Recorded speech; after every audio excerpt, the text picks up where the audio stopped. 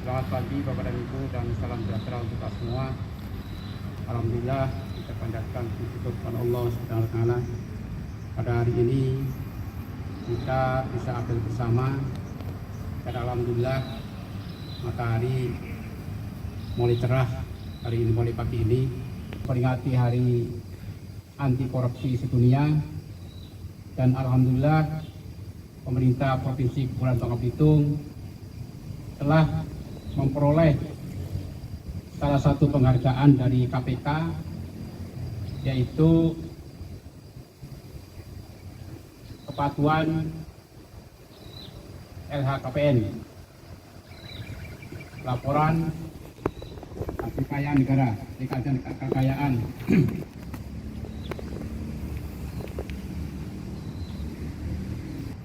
kepada seluruh aparat di masing-masing ya, dan tentunya ini nanti Bapak Ibu bisa diteruskan kepada keluarga masing-masing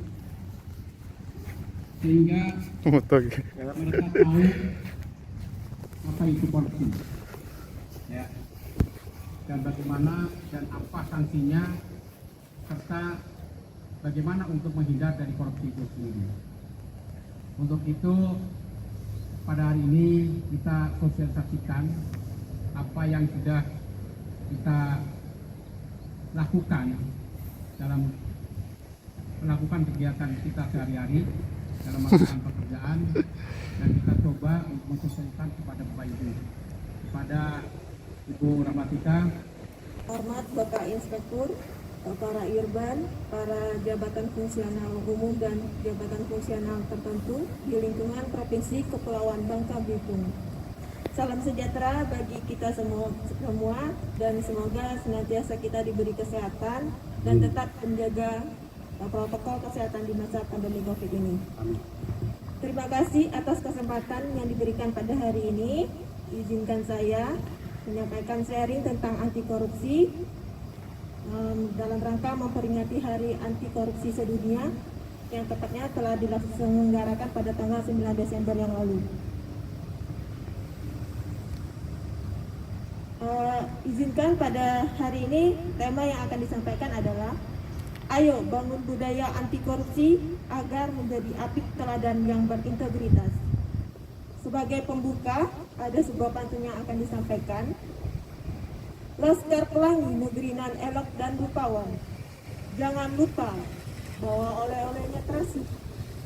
Mari para apik kita terus melawan sampai Indonesia bebas korupsi.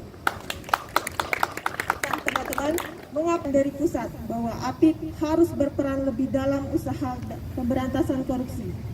Misalnya Jakwas, dari Ijen Kemendagri, reformasi birokrasi, zona integritas, dan dari KPK contohnya misalnya Kopsurga, Robiti audit dana desa, perjanjian kerjasama APIP dan APH, di mana semua itu ada pengaduan tentang korupsi. Kemudian kita dituntut peran bervariasi yang banyak, pemeriksaan, review, evaluasi, dan APIP lebih dituntut dari perencanaan, pelaksanaan, pelaporan, bahkan sampai evaluasi setelah pelaporan, sehingga semakin banyak kegiatan membuka celah untuk tindak korupsi. Kemudian harapan dan pandangan masyarakat umum. Inspektorat sebagai instansi yang berperan sebagai pengawasan merupakan lembaga yang diharapkan sebagai benteng pertama dalam usaha menangkal anti korupsi dan diharapkan yang paling bersih. Kemudian yang terakhir, untuk menimbulkan kewaspadaan. Jangan malah inspektorat menjadi objek yang diadukan hanya karena mungkin tidak sengaja atau ketidaktahuan, atau tahu tapi ketidakwaspadaan, sehingga dipakai orang yang tidak bertanggung jawab untuk menarik APIP sendiri dari tindak pidana korupsi. Maka materi ini juga penting untuk disampaikan. Materi pertama adalah pengertian korupsi.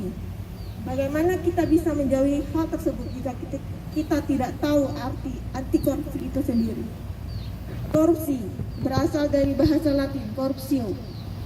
Berdasarkan Undang-Undang Nomor 31 Tahun 1999 yang diubah menjadi Undang-Undang Nomor 20 Tahun 2001 Korupsi merupakan setiap orang yang dengan sengaja melawan hukum untuk melakukan perbuatan dengan tujuan memperkaya diri sendiri atau memperkaya orang lain atau korporasi yang mengakibatkan kerugian keuangan negara atau perekonomian negara. Dan menurut Najwa Shihab, korupsi itu mirip bola salju. Sekali bergulir akan tetap terus melaju. Tak bisa perlawanan dilakukan orang per orangan atau hanya bergantung pada KPK yang berjuang. Mari sama-sama mantapkan hati untuk tidak pernah ikut-ikutan mencuri. Sama-sama tekadkan kita anti korupsi.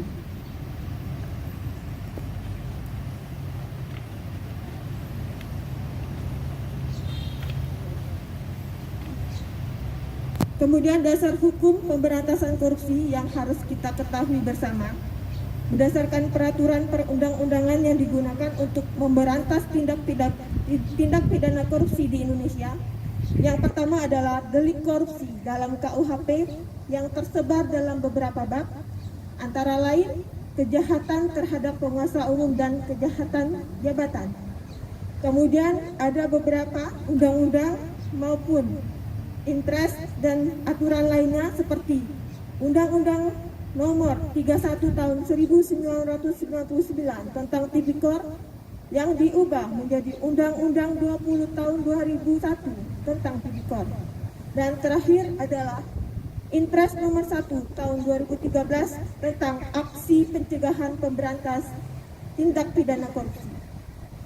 Delik tipikor dan pengelompokannya itu ada 30 jenis berdasarkan Undang-Undang Nomor 31 Tahun 1999 tentang pemberantasan tindak pidana korupsi yang harus kita ketahui bersama. Antara lain untuk pegawai negeri sendiri, menyuap pegawai negeri, memberi hadiah kepada pegawai negeri karena jabatannya, pegawai negeri memasukkan buku untuk pemeriksaan administrasi, pegawai negeri merusak bukti, pegawai negeri menggelapkan uang atau membiarkan penggelapan. Dan yang ke-30 adalah saksi yang membuka identitas pelapor. Dari 30 delik tersebut kemudian dikelompokkan menjadi 7 jenis, yaitu merugikan keuangan negara, suap menyuap, penggelapan dalam jabatan, pemerasan, perbuatan curang, benturan kepentingan dalam pengadaan, dan gratifikasi. Dari ketujuh itu, yang pertama adalah merugikan keuangan negara. Adapun ciri khasnya adalah ada keuangan negara yang ditransaksikan masuk melalui APBN atau APBD.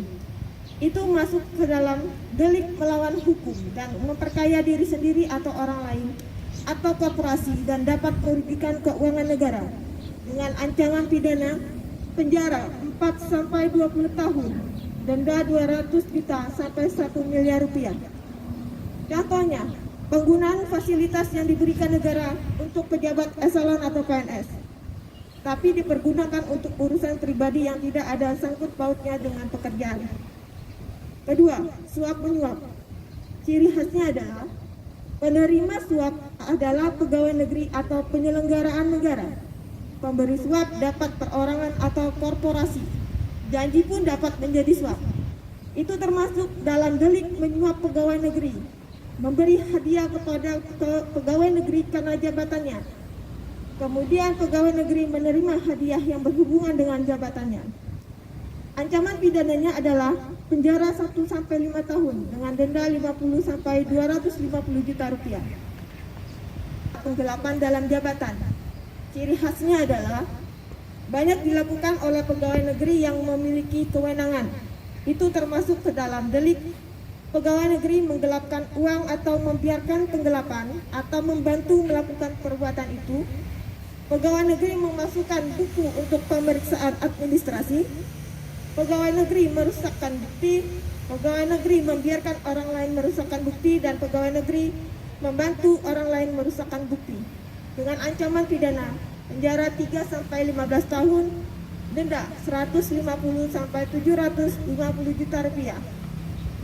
Kemudian gratifikasi dengan ciri khas sebagai tanda terima kasih, dengan termasuk ke dalam delik pegawai negeri yang berhubungan dengan jabatan atau kewenangannya menerima gratifikasi dan tidak melapor kepada KPK dalam jangka waktu 30 hari. Ancaman pidananya penjara seumur hidup atau 4-20 tahun, denda 200 juta sampai 1 miliar rupiah. Namun, ada gratifikasi yang tidak wajib dilaporkan. Karakteristiknya, misalnya yang berlaku umum, biasa dipandang sebagai ekspresi ramah tamah, kebiasaan, adat istiadat dalam masyarakat, dan tidak bertentangan dengan peraturan perundang-undangan yang berlaku. Misalnya, terkait musibah atau bencana, itu maksimal pemberiannya 1 juta rupiah. Kemudian penyelenggaraan pernikahan, khitan, adat istiadat, atau acara agama lainnya, maksimal itu pemberian 1 juta rupiah. Lalu pemberian sesama rekan kerja dalam bentuk uang, pemberian itu 200.000 dengan total pemberian 1 juta dalam 1 tahun dengan pemberi yang sama. Kalau tidak berbentuk uang, sesama pegawai itu dapat misalnya dalam rangka pisah sambut, promosi, atau ulang tahun, maka total pemberian adalah 1 juta dalam 1 tahun dari pemberi yang sama. Lanjut ke dalam benturan kepentingan dalam pengadaan, biasanya melibatkan panitia pengadaan. Ini terutama untuk para PA, PPK, PPTK, dan staf yang ada di dalam kegiatan tersebut. Itu termasuk ke dalam pegawai negeri turut serta dalam pengadaan yang diurusnya. Kemudian perbuatan curang, ciri khasnya biasanya terjadi pada proyek atau tender pemerintah. Untuk pegawai negeri sendiri termasuk ke dalam delik pegawai negeri menyerobot tanah negara sehingga merugikan orang lain. Lalu pemerasan dengan ciri khas penerima memaksa, di mana termasuk dalam delik pegawai negeri menyalahgunakan kekuasaan untuk memaksa seseorang memberikan sesuatu, membayar atau menerima pembayaran dengan potongan atau mengerjakan sesuatu untuk dirinya. Lalu pegawai negeri memeras pegawai negeri yang lain, dan yang sisanya delik itu termasuk ke dalam kategori lainnya. Sebagai APIP, kita harus berintegritas. Integritas itu sendiri adalah berdasarkan Kamus Kompetensi Perilaku KPK, merupakan tindakan yang konsisten antara apa yang dikatakan dengan tingkah laku sesuai nilai-nilai yang dianut, yaitu nilai yang dapat berasal dari kode etik di tempat dia bekerja, nilai masyarakat, atau nilai moral pribadi. Sudahkah kita berintegritas? Ada beberapa aplikasi yang dapat kita lakukan. Antara lain, mengakui pelanggaran atau kesalahan integritas yang pernah dilakukan. Kemudian, memperbaiki pelanggaran atau kesalahan integritas yang pernah dilakukan. Mengingatkan orang lain karena tidak sesuai dengan nilai norma yang diyakini. Kemudian menegur orang lain karena melanggar nilai dan norma yang diyakini. Kemudian menyatakan kepada atasan karena melanggar nilai-nilai dan norma yang diyakini. Lalu menentang atasan karena menegur hal-hal yang tidak benar. Kemudian menyampaikan kebenaran dalam situasi sulit diceritakan. Lalu menjelaskan kerugian-kerugian pribadi yang pernah dialami akibat penyampaian kebenaran. Dan terakhir, menguraikan tindakan dalam mempraktikkan atau mempertahankan kebenaran. Untuk menjadi orang yang berintegritas, kita harus memiliki nilai-nilai anti korupsi. Ada 9 nilai-nilai anti korupsi yang harus kita tanamkan dalam diri kita sendiri, yaitu kejujuran, kepedulian, kemandirian, kedisiplinan, tanggung jawab, kerja keras, kesederhanaan, keberanian, dan keadilan. Mungkin di antara 9 ini kita bisa merenungkan pada diri kita sendiri apakah kita sudah menerapkan beberapa nilai anti korupsi itu dalam diri kita sendiri. Bentuk konflik kepentingan. Konflik kepentingan sangat dekat dengan korupsi, apalagi kita sebagai APIP. Konflik kepentingan dapat menjadi pendorong terjadinya pelanggaran. Hal ini dapat mempengaruhi kebijakan, kemudian berpotensi menguntungkan perorangan atau korporasi kelompok dan merugikan masyarakat sebagai penerima manfaat. Contoh strategi penanganan yang dapat dilakukan oleh APIP antara lain pencegahan perbaikan sistem. Yang paling penting adalah edukasi dan kampanye sejak dini. Misalnya, membuat kode etik APIP secara internal untuk mempersempit gratifikasi, perbaikan SOP yang terintegrasi dengan menerapkan anti korupsi. Misalnya dalam pemeriksaan objek dilakukan sosialisasi anti korupsi ataupun SOP apa pagi selalu mengingatkan tentang benturan kepentingan atau gratifikasi, kemudian membuat fakta integritas atau deklarasi yang bisa dibuat misalnya pada saat kertas kerja setiap kali penugasan. Terakhir, ada kutipan narasi dari Najwa Shihab tentang korupsi di masa pandemik yang bisa kita renungkan. Ini kisah para pejabat yang merendahkan dirinya, yang menghambakan harta benda dan menjadikan negara dan rakyat sebagai sapi perah belaka. Saat kita semua menahan diri untuk melakukan ini dan itu, malah beberapa politikus dan pejabat kita malah tetap bernafsu untuk nodong sana sini, ngutil sana sini. Saat kita semua mencoba bertahan di tengah badai, jungkir balik melanjutkan hidup saat semuanya begitu sulit, para politikus dan pejabat juga tetap berakrobat dengan anggaran. Entah berapa ratus ribu orang yang sudah di PHK, yang usahanya bangkrut. Tapi itu tak mengurangi nafsu pada pejabat rakus yang tidak punya harga diri. Menteri Kelautan dan Perikanan bersama beberapa staf khusus dan pejabat kementerian meminta cashback dari setiap benih lobster yang diekspor. Mereka memakai uangnya untuk berbelanja barang-barang mewah. Persis ketika kebanyakan dari kita sedang mati-matian bertahan memenuhi kebutuhan pokok.